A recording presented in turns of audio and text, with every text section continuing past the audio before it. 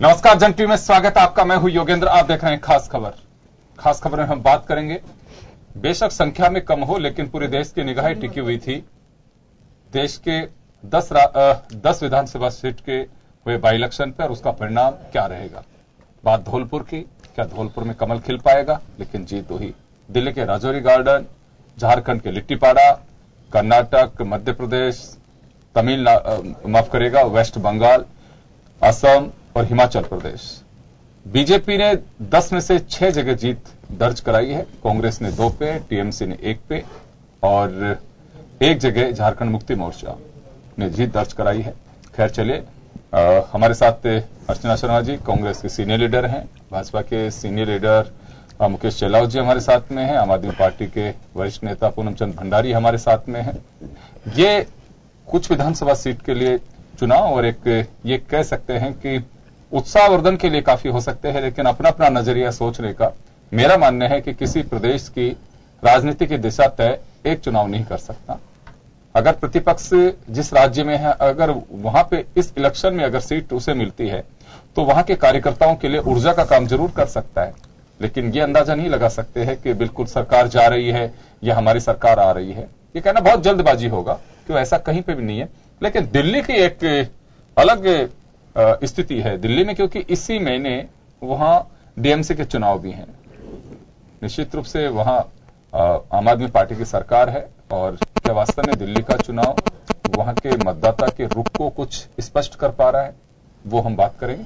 खैर चलिए, लेकिन राजस्थान में धौलपुर की बीजेपी की जीत के बाद क्या बयान आ रहे हैं एक बार हमें सुनाएंगे आपको और उसके बाद हमारे पैनल पे लौटेंगे। धौलपुर की जीत है, ये हमारे भारतीय जनता पार्टी के कार्यकर्ताओं की जीत है, उनकी मेहनत की जीत। ये इसके रिफ्लेक्शन तो कांग्रेस के अध्यक्ष सचिन पायलट जी ने ही कह दिया था। उन्होंने बड़ा स्पष्ट कहा था कि धौलपुर का चुनाव इस बात को तय करेगा कि पिछले 3 वर्षों में आदरणीय वसुंधरा राजे जी ने राजस्थान प्रदेश का विकास का काम किया या नहीं किया। तो धौलपुर की जनता ने भारतीय जनता पार्टी के पक्ष में भारी बहुमत से भारतीय जनता पार्टी के प्रत्याशी को जिता करके ये बड़ा स्पष्ट कर दिया कि पिछले 3 वर्षों में भारतीय जनता पार्टी की सरकार ने, आदरणीय वसुंधरा राजे जी ने राजस्थान प्रदेश की जनता पर खरा उतरने का काम किया है। ये उन्होंने खुद ने कहा। वहां पे जो जिला का प्रशासन था वो भाजपा के इशारों पर काम कर रहा था, इस बात को सब लोग मानेंगे। हमने अनेकों बार कंप्लेंट्स करी चुनाव प्रचार के दौरान, लेकिन कोई प्रभावी कदम हम उठाए नहीं गए। मैं प्रदेश अध्यक्ष होने के नाते अपनी हार के कारण नहीं बता रहा हूं। मैं तो चुनाव में जो माहौल हमने देखा, जो लोगों का रिस्पांस था, जिस गांव में हम लोग गए वहां लोगों ने कहा, किसी सिपाही के परिवार को फोन आते थे कि आपका ट्रांसफर बाड़मेर कर देंगे, आपको डराया जा रहा है, धमकाया जा रहा है। ये सारी बातें हमारे संज्ञान में आई और हमने उसी समय इन बातों को चुनाव आयोग को सूचित भी किया था।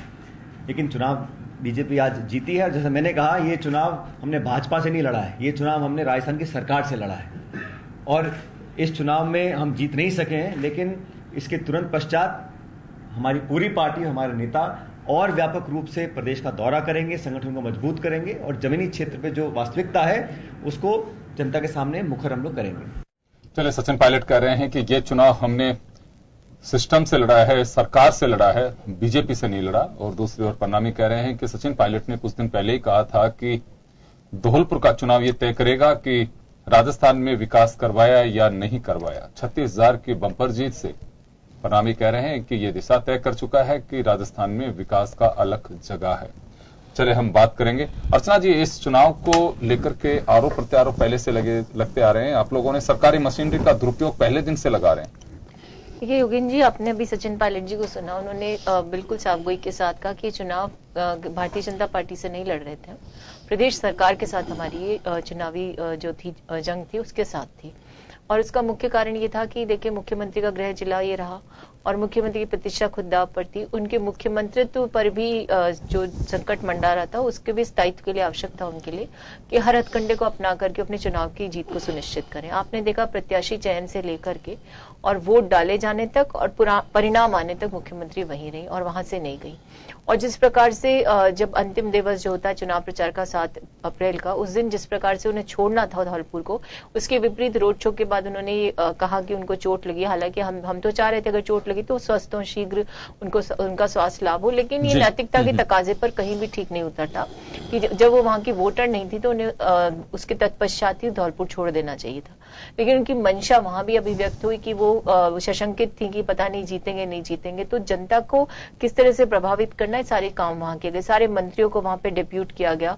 और जिस प्रकार से मंत्रियों की भी हमने बयान सुने, उन्होंने कहा कि हर काम कार्यकर्ता भारतीय जनता पार्टी का, चाहे वो मंत्री हो या ब्लॉक स्तर का या नीचे स्तर का कार्यकर्ता हो, जो इनकी इकाइयां मंडल होती है वहां का या वार्ड स्तर का, वो सब एक स्तर पर काम कर रहे थे। लेकिन ये किसी के गले नहीं उतरती। मंत्री होते हैं और मंत्री जब प्रशासन पर दबाव बनाते हैं, जब वो इंटिमिडेशन, ये जो जीत है ये प्रशासनिक दबाव, प्रशासनिक और सरकार की जीत है देखिए। और चूंकि आपको भी ध्यान है कि सरकार खुद एक प्रशासनिक फीडबैक ले रही है अपने संसदीय सचिवों के माध्यम से, अन्य प्रशासनिक इकाइयों के माध्यम से। हर फीडबैक में जानकारी मिलेगी। 10 लाख परिवेदनाएं तो 4 लाख का निस्तारण होता है। लोगों में आक्रोश है, प्रशासन के लोग उसमें कोऑपरेट नहीं करी, सरकार का खुद का फीडबैक है। तो इतना बड़ा आक्रोश, आपराधिक घटनाओं का बढ़ना, सारी चीजें इनके विपरीत होने के बावजूद ये जीत इस बात की गवाह है कि हम विपक्ष के तौर पर एकजुट होकर काम कर रहे थे, ईमानदारी से प्रचार किया, लेकिन हमें कुछ सरकार से लड़ रहे थे। चेलावत साहब, कांग्रेस पहले दिन से आरोप लगा रही है कि सरकार सरकारी मशीनरी का दुरुपयोग कर रही है, और आज भी सचिन पायलट कह रहे हैं हमारी जो ये लड़ाई थी डेमोक्रेटिक सिस्टम में सरकार के खिलाफ थी, सरकार ने चुनाव लड़ा, वहां पे बीजेपी ने नहीं लड़ा। नहीं योगेंद्र जी, कुल मिला के कांग्रेस को जैसे वो दीवार पर लिखी हुई इबारत साफ नजर आ रही थी। पहले दिन से इनको लग रहा था कि यहां पर भारतीय जनता पार्टी चुनाव जीतने वाली है जी, तो उसी को इन्होंने आधार मानकर आज के दिन जो बयान देना, इसके लिए तैयारी इन्होंने नामांकन के पूर्व से प्रारंभ कर दी थी। और हमेशा ये आरोप लगाते रहे कि सरकार का दुरुपयोग हो रहा है, ऐसा हो रहा है, जबकि ऐसा बिल्कुल भी नहीं था। और हर सरकार के बीच में अगर कहीं उपचुनाव होते हैं तो उसी परंपरा में यहां पर भी उपचुनाव होते हैं। यहां भी सरकार थी, कभी कांग्रेस के राज में भी उपचुनाव हुए हैं।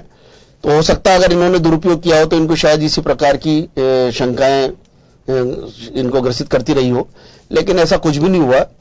संवेदनहीनता उस समय नजर आई कि जब माननीय मुख्यमंत्री महोदय के पैर में मोच आई और वो अपने निवास में वहां रही, उस पर इन्होंने राजनीतिकरण करके, और जिस प्रकार के रात को 2-2 बजे उनके दरवाजे पर चुनाव आयोग के अधिकारियों को भिजवाना, डॉक्टर की टीम को भिजवाना, जिस प्रकार का जो कृत्य किया है वो किसी भी रूप में राजनीतिक दृष्टि से उचित नहीं माना जाएगा। उसको ये बिल्कुल राजनीति से अलग हटके था, चुनाव और कि जो परिप्रेक्ष्य में देखा था जाना चाहिए था इनको। ठीक है, राजनीति स्वस्थ राजनीतिक परंपरा में एक दूसरे पर आरोप प्रत्यारोप लगाना है, चुनाव प्रचार के तरीके अपनाना, वो यहां तक ठीक था। लेकिन शारीरिक रूप से अगर किसी प्रकार की कोई परेशानी आई और उसके बाद भी सरकार कांग्रेस पार्टी माननीय मुख्यमंत्री महोदय के ऊपर जिस प्रकार के जो आरोप लगा रही थी, उससे इनकी संवेदनहीनता साफ दिख रही थी। अब रहा सवाल कि वहां पर जो जनता ने भारतीय जनता पार्टी को जिताया है, मैं पहले दिन से एक ही बात कह रहा हूं कि धौलपुर की जनता पिछले 10 चुनाव में एक ही चेहरे को देख देख के उब चुकी थी।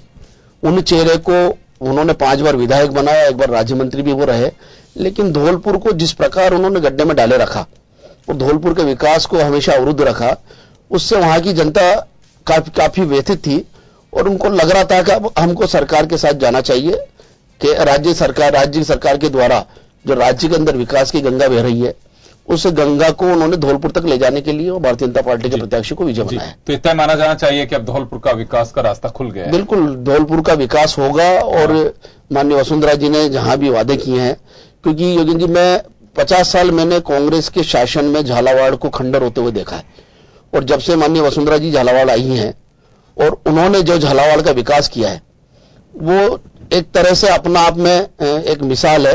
तो माननीय वसुंधरा जी की कथनी और करनी में बिल्कुल समानता, झालावाड़ की जनता ने इसको प्रमाणित किया है और अपने आंखों से देखा है।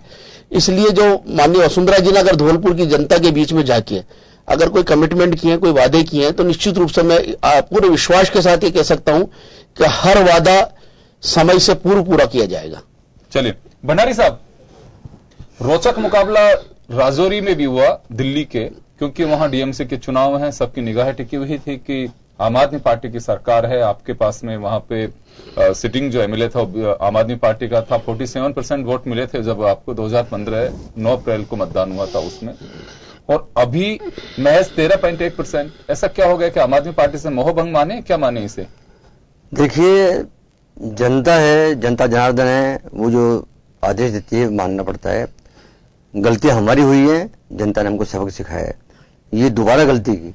पहले हमने गलती कब की? जब हमारी 28 सीट आई थी और हमने सरकार छोड़ दी थी, तो लोकसभा में जनता ने हमको सबक सिखा दिया कि आपको हमने वोट दिया था काम करने के लिए, आप छोड़ के चले गए। दोबारा गलती हुई कि जर्नैल सिंह को यहां से एमएलए बनाया गया था और वो यहां से रिजाइन करने के बाद में पंजाब चुनाव लड़ने चले गए, तो जनता ने फिर हमको सबक सिखा दिया कि आप अगर इस प्रकार से करेंगे तो हम आपको ये सबक सिखाएंगे। हम हार के कारण पर विचार भी कर रहे हैं और वाकई ये बहुत बड़ी गलती भी है कि जो एमएलए वहां के चुने गए थे 5 साल के लिए उनको वहां काम करना चाहिए था। तो ये सबक हमें सिखाया गया है। इसके अलावा मैं जहां तक समझता हूं, साफ गोई से स्वीकार करता हूं कि कार्यकर्ताओं में नाराजगी भी होती है जब आप सत्ता में आते हो और हर कार्यकर्ता काम नहीं कर पाते हैं, क्योंकि हम ईमानदार राजनीति को लेकर गए हैं, ईमानदारी से काम कर रहे हैं, कहीं करप्शन नहीं होना चाहिए। तो जो कई कार्यकर्ताओं के जो काम वगैरह नहीं हो पाते हैं, उससे भी कार्यकर्ताओं में नाराजगी होती है, क्योंकि चुनाव से पहले वो सोचता है कि हमारी सरकार आएगी तो हमारे सारे काम हो जाएंगे, चाहे लीगल हो चाहे इलीगल हो। तो वो भी एक नाराजगी कारण है, उस पर विचार किया जा रहा है कि किस प्रकार से कार्यकर्ताओं को आपके लिए ये सवाल इस वजह से खड़ा हो रहा है कि सामने आपके डीएमसी के चुनाव इसी महीने में होने हैं, 20 तारीख के बाद चुनाव होंगे, 23 या 24 तारीख को वहां पे मतदान होना है। पिछली बार वैसे हुआ था, कैंटोनमेंट के चुनाव में हम बुरी तरह हार गए थे, लेकिन बाद जनता ने पूरा हमको सारा वोट दिया था। वो इस बार भी होगा। इस चुनाव में चूंकि इस विधानसभा के अंदर गलती की है, गलती स्वीकार कर रहे हैं, जनता से माफी मांगेंगे कि भविष्य ऐसा नहीं करेंगे।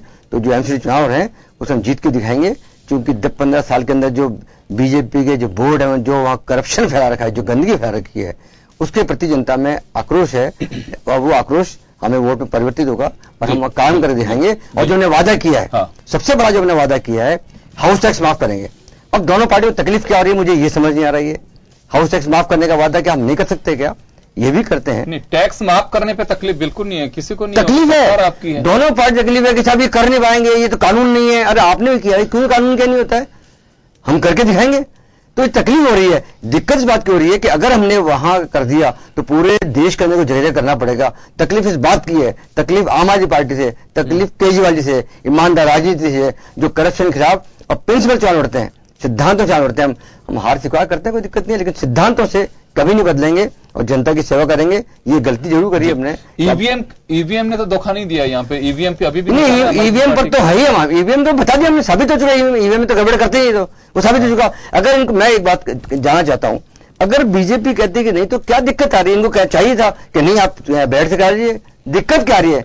एकमात्र बीजेपी इसका विरोध क्यों कर रही है? मुझे समझ में ये नहीं आ रही है। नहीं, कांग्रेस के नेताओं ने भी किया है। पंजाब के मुख्यमंत्री ने कहा कि अगर ईवीएम में गड़बड़ होती तो मैं मुख्यमंत्री शायद नहीं बन पाता। तो दिक्कत क्या आ रही है? फिर मैं कह रहा हूं जब आप जीत के आ रहे हो, अब दिक्कत क्या आ रही है? क्या आइए बैठ के लीजिए। 1 मई को ये चुनाव आयोग का मसला है, इसमें सरकार का कोई लेना देना, सरकार का लेना नहीं है। कमीशन ने आपको दे दी है, वक्त दे दिया है। हम आपसे कह रहे हैं आप साथ नहीं, आप भी कहिए ना करके। ये तो कहते हो ना वाकई बैठ से कराओ चाहे से कराओ, हमें कोई दिक्कत नहीं है।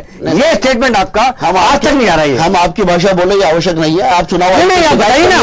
और चुनाव आयोग ने आपको चुनाव आयोग मतलब बैलेट नहीं चाहते ना? नहीं, चुनाव आयोग मतलब ये आप बैलेट से नहीं चाहते ना? नहीं, बैलेट हमें तो इस प्रकार की शिकायत आई। मेरी बात सुनो, आप तो आप इलेक्शन कमीशन बुला रहा है, आप जाइए और जो उन्होंने चैलेंज किया उस चैलेंज को आपके एक्सेप्ट करिए। बिल्कुल करने में एक्सेप्ट करने हम करें। महत्वपूर्ण बात है कि इलेक्शन कमीशन ऑफ इंडिया उसकी सैंक्टिटी पर तो किसी को प्रश्न चिन्ह नहीं है, लेकिन यदि किसी को ऐसा लगता है, हमने भी, हमारी माननीय सोनिया गांधी जी ने भी एक यूनाइटेड जो विपक्ष का फ्रंट है उसके साथ जाके माननीय महामहिम राष्ट्रपति महोदय से निवेदन किया है कि जहां हमें शंका उसका निदान होना चाहिए।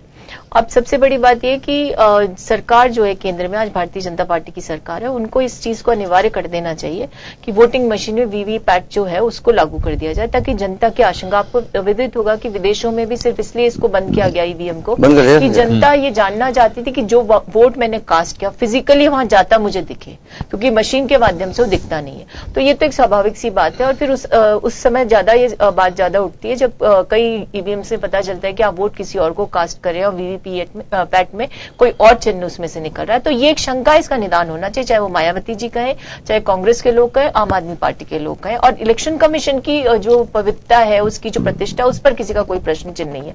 लेकिन एक महत्वपूर्ण बात यह है कि जिस विनम्रता से आम आदमी पार्टी के हमारे प्रतिनिधि है भंडारी जी, उन्होंने स्वीकार किया, तो जनादेश को तो हम भी विनम्रता के साथ स्वीकार करते हैं। लेकिन जब आप किसी चीज पर आपको सफलता मिलती है तो कहते हैं ना, नथिंग सक्सीड्स लाइक सक्सेस। तो इनको जो सफलता मिल गई तो इनके पास बहुत सारे प्रश्नों का जवाब जो है उस पर प्रतिबंध लग गया अपने आप ही स्वतः। सफलता सब चीजों को मुंह बंद कर देती है और विफलता के लिए बहुत सारे प्रश्न खड़े होते हैं, और प्रश्न खड़े होते हैं तो उसमें आत्ममंथन की भी आवश्यकता होती है और निश्चित रूप से किया जाएगा। लेकिन इसमें कोई संशय या दो राय नहीं है कि धौलपुर का जब चुनाव हो रहा था उस दौरान जो भी सारी बातें थी वो हमारा अधिकार था विपक्ष के तौर पर चुनाव के मैदान में हम वहां उतरे हुए थे। हमें जहां ऐसा लगा कि कोई ऐसी बात है जिसको लेकर के भारतीय जनता पार्टी की सरकार, क्योंकि हम सरकार से चुनाव लड़ रहे थे, किसी प्रत्याशी विशेष से नहीं, तो ऐसी अवस्था में हम चीजों को संज्ञान में लाकर दिया चुनाव आयोग, क्यों चुनाव आयोग ने उस चीज को माना।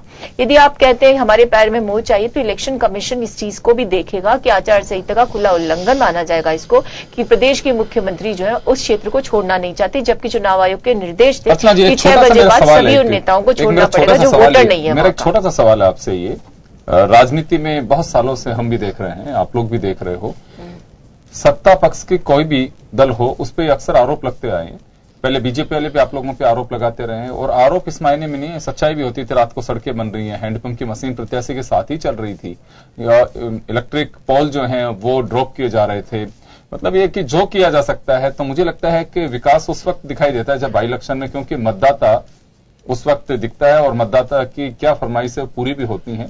तो ये पहली बार ऐसा नहीं देख रहे हैं, बस ये है कि अब आरोप आप लोग लगा रहे हैं, पहले ये लोग लगाया करते थे। देखिए योगेंद्र जी, जब ये चुनाव हारे थे और लाल कृष्ण आडवाणी जी ने भी आपत्ति जताई थी, और इनके नरसिम्हा जो सेफोलॉजिस्ट थे, बाद में इनके प्रवक्ता भी, इन्होंने एक किताब भी लिखी थी ईवीएम को लेकर, इलेक्ट्रॉनिक विनिंग मशीन, और यूपीए गवर्नमेंट के लिए। लेकिन उस समय भी हमने ये कहा था कि अगर आपको शंका है तो उसका निदान होना चाहिए। हमने कभी भी ये प्रश्न नहीं लगाया था कि जैसे ये लोग बयान दे रहे हैं कि किसी आनी बिल्ली खंभा न हो, ऐसी प्रतिक्रिया देकर के। और मैं समझती हूँ कि लोकतांत्रिक जो व्यवस्था है उसका मखौल उड़ाने का प्रयास किया जा रहा है। ये तो, इसमें तो कोई संदेह नहीं कि भिंड में मध्य प्रदेश में एक वाक्य सामने आया था जिसमें कि किसी भी पार्टी का बटन दबाइए वहां पर कमल का चिन्ह बाहर आता था, वहां के आपको डीएम को बदलना पड़ा, एसपी को बदलना पड़ा। तो शंका एक स्थान पर होती है तो विस्तारित होती जाती है, और जब आपको एक ऐसा मैंडेट मिलता है जिसकी आपको भी मतलब उसका अंदाजा नहीं था, प्रत्याशित आपके लिए होता है, तो फिर ये शंकाएं बढ़ती जाती है। लेकिन आपने बहुत सही बात कही कि धौलपुर को लेकर के बार बार ये कहते हैं कि साहब 60 साल में नहीं हुआ। वसुंधरा जी वहां की महारानी बनी, आज भी वो वहां की रानी है, वो उनका गृह नगर था, वो वहां से सांसद भी रही, और उसके बाद उन्होंने वहां से नहीं, लेकिन राजस्थान से तो सांसद रही ना, और फिर 2 बार मुख्यमंत्री बनी, 8.5 साल हो गए उनको। उसके बावजूद आप अपने क्षेत्र का विकास नहीं कर सकते। आज आप कमिटमेंट करते हो, धौलपुर में खुद गई चुनाव प्रचार, हमने देखा बड़े बड़े गड्ढे थे, कार्पेटिंग, रिसेंट कार्पेटिंग वहां दिख रही थी, उसके साथ ही हैंडपंप की स्वीकृति जो आपने कहा वो हाथों हाथ सैंक्शन हो रहे थे, किसी की नौकरी का कमिटमेंट हो रहा था, किसी को फोन करके धमकाया जा रहा था। ये नहीं कहा कि अभी, मैं ये कह रहा हूं कि पहले भी इसी कांग्रेस के हाथ में ऐसा होता था, रही है, हैंडपंप की मशीन चल रही है, योगेंद्र जी, लेकिन इतना ज्यादा मैंने कभी सुना नहीं। मुझे भी 17-18 साल सार्वजनिक जीवन में हो गए कि आप अपना सब कुछ दांव पे लगाकर पूरा मंत्रिमंडल वहां पहुंचा देते हैं, प्रशासन पे को इतना प्रभावित करते हैं। ये सारी एक छोटा सा सवाल मेरा ये होगा कि किसी भी राज्य में कहीं पे भी चुनाव है, आप लोग भी कर्नाटक में जीते हैं कुछ, लेकिन ये तस्वीर दिखाई दे रही है कि राजस्थान में बीजेपी ने दर्ज कराई है, कर्नाटक में आपकी गवर्नमेंट आप लोगों ने दर्ज कराई है, बीजेपी ने मध्य प्रदेश में दर्ज कराई है। कुछ एक जगह ऐसी हैं जो सरकार जहां सिटिंग है अभी उसके खिलाफ वो सीट दर्ज कराई है, चाहे वो झारखंड में, झारखंड में ये सीट जम्मू की थी। ये जो आपका प्रश्न इसका नहीं, सवाल मेरा नहीं, मैं ये जानना चाह रहा हूं आप लोगों से कि क्या एक सीट वास्तव में उस प्रदेश की भावी चुनाव जो है उसकी दिशा तय कर सके? नहीं योगेंद्र जी, देखिए इसमें 2 महत्वपूर्ण बातें। आपको ध्यान होगा कि लोकसभा के तुरंत बाद जो उपचुनाव हुए 4, उसमें से हमने कभी नहीं कहा कि रिगिंग हुई है, क्योंकि हम कोटा उत्तर जीत हारे और हम 3 सीट जीत गए। तब हमने कभी नहीं कहा कि कोटा में, हमें अंदाजा था कि वहां पे स्थितियां क्या है, तो हमने कभी नहीं कहा।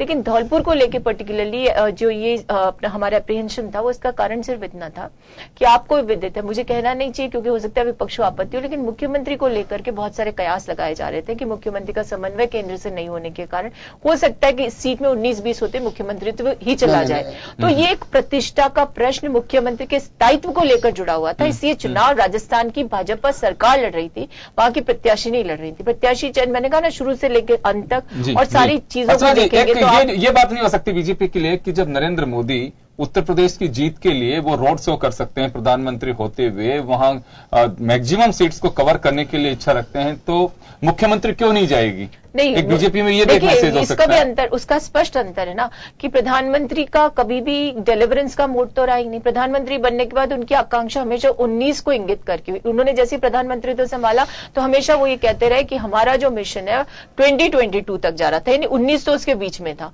कभी भी मैंडेट जितना उसको लेकर उन्होंने कभी अपनी भावनाएं व्यक्त नहीं की। और मुझे लगता है कि उनका ये जो कारण था, भारत के सबसे बड़े राज्य में चुनाव था, वहां से वो सांसद भी बने।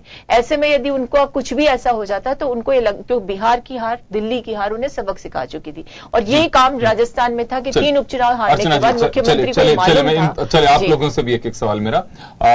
भंडारी साहब, क्या माना जा सकता है कि, और मैं दिल्ली की बात नहीं कर रहा, जिन 8 राज्यों की 10 विधानसभा सीट के लिए मतदान हुआ है, जिसके अंदर जीत अपनी अपनी अंदाज में जिसको भी मिली है, मतदाता उसे सैल्यूट करना चाहिए, डेमोक्रेटिक सिस्टम है हमारे यहाँ पे। क्या ये, अर्चना जी से भी मेरा ये सवाल था, ये तो नहीं कि इस जीत से कोई एक प्रदेश की दिशा तय होती हो, बस कुछ समय के लिए आप एंजॉय कर सकते हैं इस जीत को, जो पार्टी जीतती हो? दिशा तय नहीं होती है, एक कॉन्फिडेंस जरूर आता है। हाँ, लेकिन उस उपचुनाव से कहीं फर्क नहीं पड़ता है। कहीं अगर जीत जाए तो फर्क नहीं पड़ता है, हार जाए तो कोई फर्क नहीं पड़ता है। ये उपचुनाव का कोई फर्क नहीं पड़ता है, बता रहा हूँ। ये अलग ढंग से लड़े जाते हैं, अलग बातें होती है। तो इसका अगले चुनाव हो जाता है एकदम ही।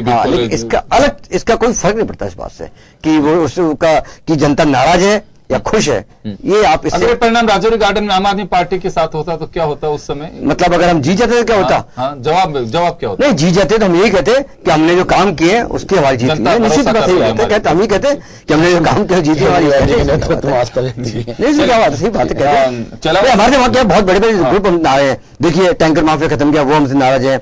हमने क्लिनिक खोली, मोहल्ला क्लिनिक, तो वहां से बड़े बड़े हॉस्पिटल से नाराज हैं। स्कूलों में टाइट किया तो वो हमसे बहुत लोग नाराज हैं। ये नाराजगी तो आगे भी रहेगी आप लोगों के खिलाफ? आगे रहेगी, लेकिन वो उसका अलग अलग फर्क पड़ेगा। जनता को समझ में आ भी रहा है, ऐसी की बात है, काम की वोट मिलते भी है। चिलावत साहब, आपसे मेरा सवाल है कि क्या वास्तव में एक माना जा सकता है कि धौलपुर की जीत हो, चाहे दूसरे राज्यों की जीत हो, जिस भी दल को, जिसके खाते में ये जीत गई है, उससे ये माना जा सके कि नेक्स्ट इलेक्शन जो होगा वो बिल्कुल हम, या ये कह सकते हैं कि कार्यकर्ताओं के लिए एक शॉर्ट टर्म पीरियड, ये थोड़ा खुशी का माहौल हो सकता है, और अगर प्रतिपक्ष उस सीट पे जीतता है तो उसके लिए उत्साह का वो रहता है, संचार होता है, देखिए हम वापसी कर रहे हैं। पिछले चुनावों से पूरे देश के अंदर एक वातावरण बन रहा है योगेन जी, और वो वातावरण, चाहे वो धौलपुर एक सीट है लेकिन संदेश है, चाहे मध्य प्रदेश की 2 सीटें हैं पर एक संदेश है। तो जितनी भी जगह पे चुनाव हुए हैं, सब जगह धीरे धीरे ऐसा वातावरण बन रहा है कि देश जो है वो भारतीय जनता पार्टी में होने जा रहा है। और आने वाले जो चुनाव है, जहां पे भी गुजरात हो या जहां भी ये चुनाव होंगे, वहां पर भी भारतीय जनता पार्टी स्पष्ट रूप से आएगी। और कुल मिला के कर्नाटक में सरकार कांग्रेस की है, 2 सीट पे जीत दर्ज कराई है, 2 पे बाई इलेक्शन था। हाँ बिल्कुल, तो कहीं कहीं अपवाद के रूप में मान सकते हैं हम जी, वरना हर जगह आज पश्चिम बंगाल के अंदर आप चुनाव परिणाम देख लीजिए, 8% वोट से 30% वोट दे रहा है आपके कि वास्तव में प्रतिपक्ष का मजबूत होना जरूरी है, इस वजह से कर्नाटक में एक राज्य में तो सरकार रहने नहीं, प्रतिपक्ष का मजबूत होना जरूरी है या नहीं, ये इनका आपसी मामला है। हाँ। लेकिन जैसा अभी चर्चा चलने लगी है, मामला तो आपका भी है, लोकतंत्र का पार्ट है, सरकार लोकतंत्र मजबूत, विपक्ष नहीं होगा तो काम कैसे चलेगा? नहीं, हम तो ये चाह रहे ना साहब कि ये हम अपना काम, हम योगेन जी हम अपना काम कर रहे हैं, कांग्रेस युक्त होते जा रहे हैं, हम अपना काम कर रहे हैं। ये फर्क आ रहा है? नहीं, मेरी बात सुनो, मेरी बात सुनो, आप बोल रहे थे कि मैं शांत था। मैं कह रहा हूं कि आज सोनिया गांधी जी को विदेशी मूल का मुद्दा उठाकर शरद पवार ने कांग्रेस को डिवाइड किया था। आज कांग्रेस की ऐसी मजबूरी आ गई है कि शरद पवार को नेता बनाकर वो एक विपक्ष को एक संयुक्त फ्रंट बनाना चाह रहे हैं। तो देखो, राजनीति में परिस्थिति अलग अलग बनती बिगड़ती है, कोई स्थायी दोस्त और विरोधी नहीं होता। वैसे तो शरद पवार के साथ में ये लोग लंबे समय से यूपीए 1 और 2 सरकार भी चला चुके हैं, तो शरद पवार पार्टी बेशक अलग हो, लेकिन कांग्रेस और उनमें फ्रेंडशिप तो है ही नहीं। फ्रेंडशिप तो मुद्दा देखिए आप, उन्होंने सोनिया जी के ऊपर सीधा आक्षेप किया था। हमारी विचारधाराओं की समानता है, जो न्यूनतम सोनिया जी को उन्होंने विदेशी मूल का मुद्दा बनाकर कांग्रेस को विभाजित किया था। मैं माफी चाहूंगा, आज मैं रोकना चाहूंगा आप लोगों को। तो फिलहाल ये कह सकते हैं कि किसी भी राज्य में जहां पे भी जिस सीट के लिए बाई इलेक्शन हुआ, वो इलेक्शन एक शॉर्ट पीरियड के लिए, ये कह सकते हैं कि जिसके खाते में जीत गई है वो एंजॉय कर सकते हैं, लेकिन ये तय मानिए कि उस प्रदेश की ये दिशा तय नहीं कर सकते हैं कि क्या स्थिति है। नजरिया अपना अपना हो सकता है, चाहे समीक्षक ये लिखें कि तो बहुत ज्यादा अति उत्साहित होने की आवश्यकता भी नहीं है, किसी को गम में डूबने की भी आवश्यकता नहीं है। उत्साह है निश्चित रूप से, जब जनता ने उन्हें सहयोग दिया है तो पटाखे चलाएंगे, फुलझड़ी चलाएंगे, लड्डू खाएंगे। लेकिन जिन लोगों को हार हाथ लगी है वो कुछ समय के लिए एक निराशा का भाव हो सकता है, लेकिन मुझे लगता है कि वो उनके लिए एक लेसन है। अगर कहीं कमजोरी है तो उसे दुरुस्त करने की भी आवश्यकता है। चले, लेकिन धौलपुर की ऐतिहासिक जीत जो राजस्थान में बीजेपी के खाते में गई है,